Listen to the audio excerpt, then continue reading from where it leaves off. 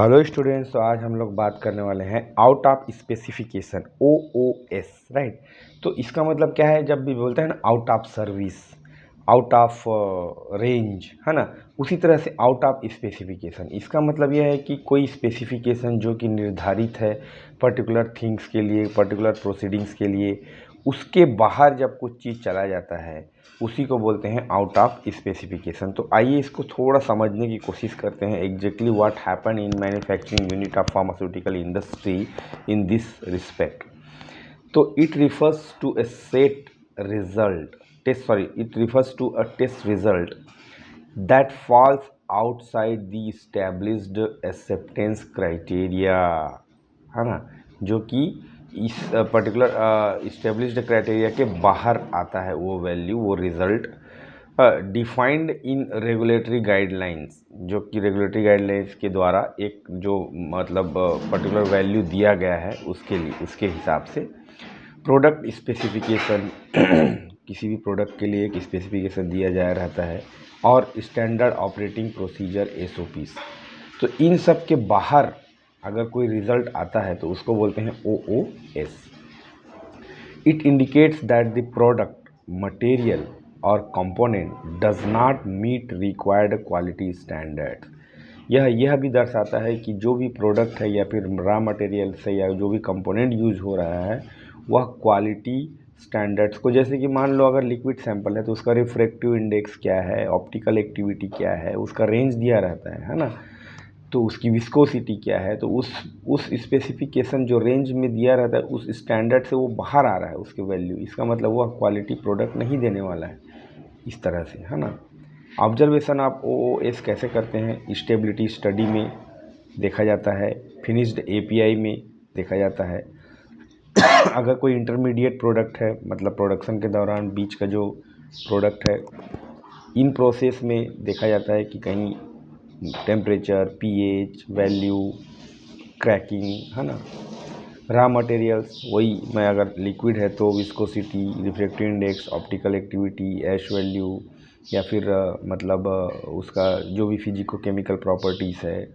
Packing materials, what is this, मतलब elasticity, strength, transparency वगैरह वगैरह।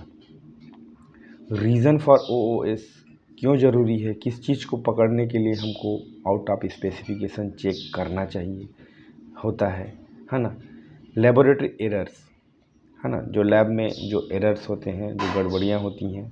मेथड ऑफ एनालिसिस के दौरान use of non calibrated instruments, इससे मतलब इन कारणों से मतलब आउट ऑफ स्पेसिफिकेशन वाली वैल्यू हमको मिल जाती है, ठीक है। अगर नॉन कैलिब्रेटेड इंस्ट्रूमेंट जैसे कि pH मीटर है, उसको कैलिब्रेट किए बिना आपने pH डिटरमाइन कर लिया किसी भी सैंपल का, तो वो क्या हो जाएगा, वो वैल्यू सही नहीं आएगी और वो आउट ऑफ स्पेसिफिकेशन हो जाएगा।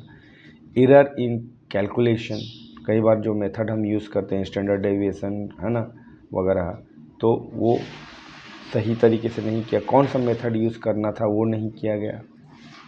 एनालिस्ट एरर, जो एनालिस्ट है, पर्सन है, एनालिसिस करने वाला है, उसके द्वारा गड़बड़ होता है। इंस्ट्रूमेंटल फेलियर, आपका इंस्ट्रूमेंट सही से काम नहीं किया, कहीं पे टैबलेट मतलब ज़्यादा पंच हुआ, कहीं पे कम पंच हुआ, उसका डाई साइज वगैरह सही से सेट नहीं किया गया था, कैलिब्रेट नहीं किया गया, तो इन कारणों से मतलब OOS हो सकते हैं। दूसरा कारण है इसमें प्रोसेस रिलेटेड, जो भी उसका प्रक्रिया है उससे संबंधित के द्वारा, मतलब ऑपरेटर एरर, जो पर्सन ऑपरेशन कर रहा है उसने सही तरीके से मेथड को इन्वॉल्व नहीं किया। इक्विपमेंट फेलियर, इक्विपमेंट कई बार, है ना, ज़्यादा घूमता है, कम घूमने लगता है ना, रोटेशन का प्रॉब्लम है, वोल्टेज का प्रॉब्लम है, pH का प्रॉब्लम है, ह्यूमिडिटी का प्रॉब्लम है। अगर वो बायोरिएक्टर है तो माइक्रोबियल लोड कम ज़्यादा हो सकता है ना। Deviation from the validated procedure, जो validated procedure already recommended by the regulatory bodies, उससे हम अगर फ्लक्चुएट होते हैं, अगर उसको सही तरीके से इस्तेमाल नहीं करते हैं, तब आउट ऑफ स्पेसिफिकेशन हो सकता है। क्वालिटी ऑफ रॉ मटेरियल अगर सही नहीं है, आपने सब स्टैंडर्ड या इन्फीरियर क्वालिटी का रॉ मटेरियल यूज़ कर लिया, may be Honey, may be other oil और अदर एक्सिपिएंट्स, है ना। In process control during manufacturing, अगर नहीं किया गया ठीक से तो OSS हो सकता है। Sample homogeneity, sampling error, handling of sample और पूलिंग ऑफ सैंपल अगर सही तरीके से नहीं किया गया तो OOS होने के चांसेस हैं। प्रोसीजर फॉर OOS इन्वेस्टिगेशन, कैसे आप इसको डिटरमाइन कर पाएंगे कि ये आउट ऑफ स्पेसिफिकेशन है, क्या क्या मेथड हो सकते हैं इसके लिए। तो इसका पहला है एज पर MHRA, जो कि European union good manufacturing practice का एक हिस्सा है। इसमें 3 फेज़ होते हैं। फेज़ 1 इन्वेस्टिगेशन में क्या होता है, primary and extended lab investigation करते हैं, शुरुआती तौर पे जो भी निरीक्षण किया जाना चाहिए पर्टिकुलर OOS को चेक करने के लिए। दूसरा फेज़ 2 इन्वेस्टिगेशन में मैन्युफैक्चरिंग इन्वेस्टिगेशन करते हैं कि टैबलेट सही बन रहा है कि नहीं, कैप्सूल सही बन रहा है कि नहीं, सिरप सही बन रहा है कि नहीं, जो भी मतलब फार्मूलेशन डेवलप हो रहा है, बन रहा है, प्रोड्यूस हो रहा है। फेज़ 3 इन्वेस्टिगेशन में रीसैम्पलिंग एंड री एनालिसिस किया जाता है। इस कंडीशन में जब कभी भी डाउट हुआ तो OOS को देखते हैं कि वो रेंज के अंदर आ रहा है कि नहीं, वो वैल्यू या रेंज के बाहर जा रहा है, आउट ऑफ स्पेसिफिकेशन हो रहा है ना। दूसरा एज पर CDER, ये कि US FDA United state food drug and administration का होता है। फेज़ 1 इन्वेस्टिगेशन इसमें होता है primary and extended lab investigation, वैसे ही जैसे MHRA का था। Phase 2 investigation is manufacturing investigation and re sampling and re analysis, इसमें फेज़ 2 ही में ही हो जाता है। इसमें 2 ही फेज़ दिया गया है। तो ये 2 प्रोसीजर आप दे सकते हैं OOS को डिटरमाइन करने के लिए। अब इसका इम्पैक्ट ऑन रेगुलेटरी, क्यों ज़रूरी है ये, क्यों करना चाहिए, है ना। तो इसमें जो है पहला आपका देख सकते हैं, इसमें OOS batch should be sold in regulatory market,